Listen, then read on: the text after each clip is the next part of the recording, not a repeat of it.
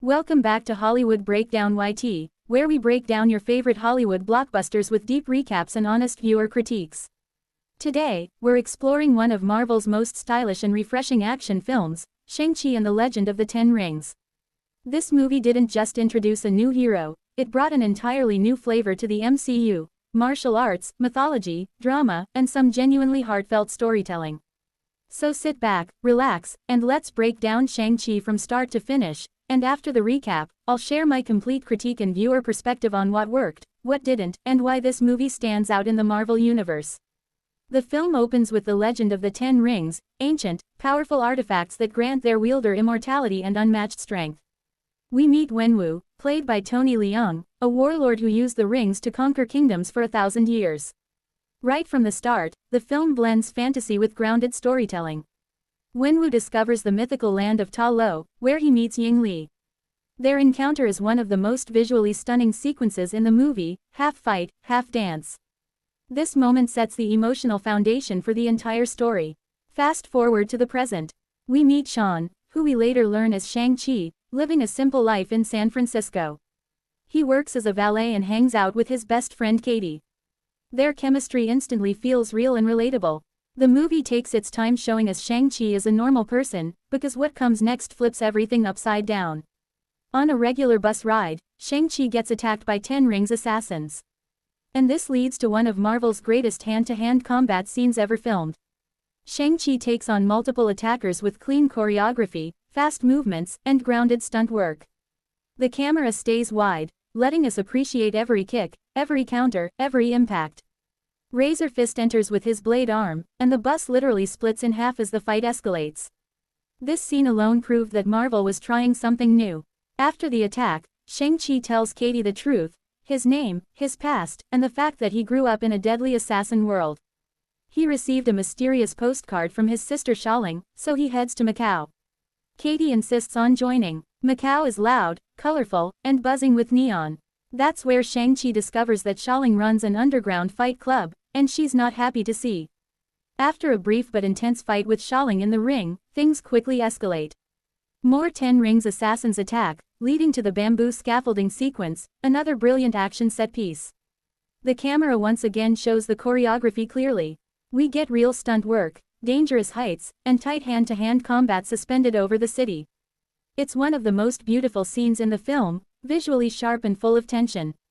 Wenwu arrives with his soldiers and captures Shang-Chi, Xialing, and Katie. This reunion isn't emotional, it's uncomfortable. Wenwu reveals that he believes their mother is still alive, trapped behind the mystical gate in Ta Lo. Tony Leung delivers this with heartbreaking sincerity, making Wenwu feel more like a grieving father than a villain. At the Ten Rings compound, we learn more about Shang-Chi's childhood, the brutal training, the loss of his mother, and his father's moral decline. This section gives the film emotional weight. Shang-Chi isn't running from his past, he's running from who he was forced to become. The trio escapes with help from Trevor Slattery, yes, the fake Mandarin from Iron Man 3, now living like a pet to a faceless magical creature. The film blends humor and fantasy surprisingly well here. They make their way through the living maze and finally reach Ta Lo. This village is visually breathtaking, mythical creatures, glowing landscapes, and an atmosphere of ancient peace. In Ta Lo, Shang-Chi meets his aunt, who trains him in the techniques of their people. Here, Shang-Chi learns to channel his inner strength, not just his physical fighting skills.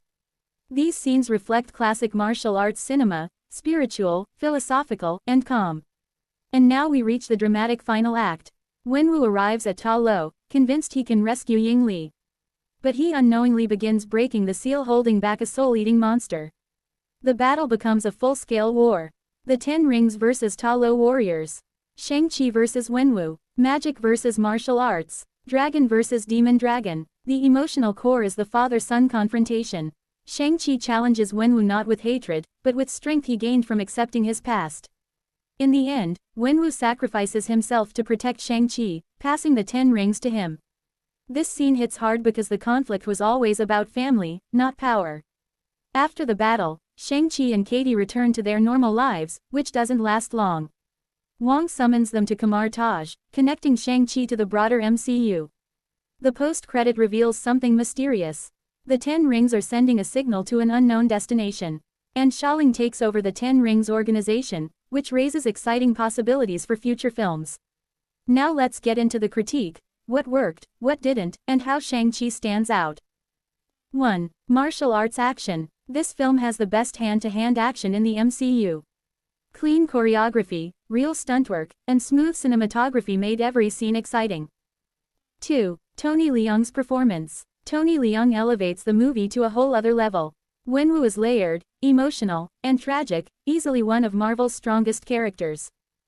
3. Representation done right. The film shows Chinese culture, mythology, and family dynamics respectfully and beautifully. Nothing feels forced or stereotypical.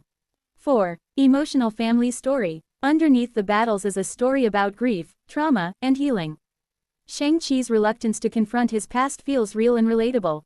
5. Visual design. Ta Lo, the dragons, the creatures, everything is visually rich. The film mixes fantasy and realism without clashing.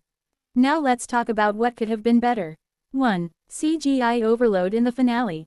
The grounded, martial arts heavy first half shifts into a CGI heavy finale. It's not bad, just a bit disconnected in tone. 2. Katie's sudden skill boost. Katie going from driving valet cars to landing a dragon saving shot with a bow feels rushed. Funny, but slightly unrealistic. 3. Some pacing issues. Flashbacks come in at random moments, breaking momentum a bit. But they still add emotional value.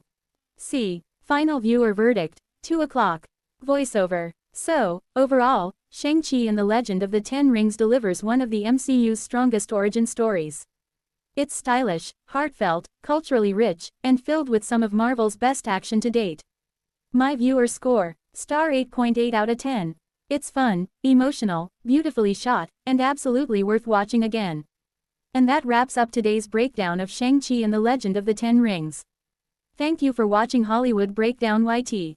If you enjoyed this voiceover recap and critique, hit that like button, subscribe, and let me know in the comments which movie you want me to cover next.